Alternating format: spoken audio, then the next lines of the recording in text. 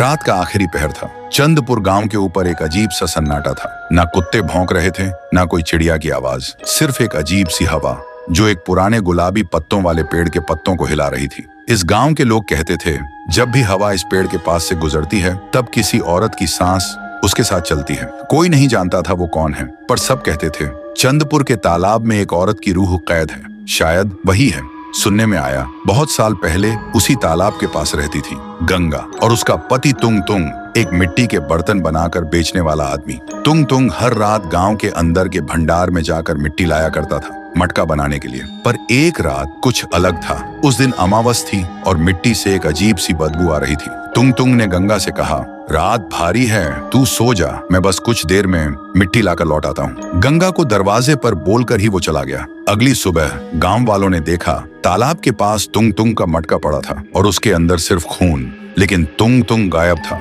उस दिन के बाद गंगा पागल सी हो गई। रात दिन तालाब के पास जाकर बोलती, क्यों तू ले गया मेरा तुंग तुंग को, अब ले चल मुझे भी। और एक दिन उसका जिस्म भी उस तालाब में मिल गया। पर लोग कहते हैं उसकी आवाज आज भी उस तालाब के पास सुनाई देती है। कुछ लोगों ने देखा रात के तीसरे पहर में जब कोई तालाब के पास जाता है तो पानी में अपनी नहीं गंगा की परछाई दिखती है और वो बुलाती है, आजा।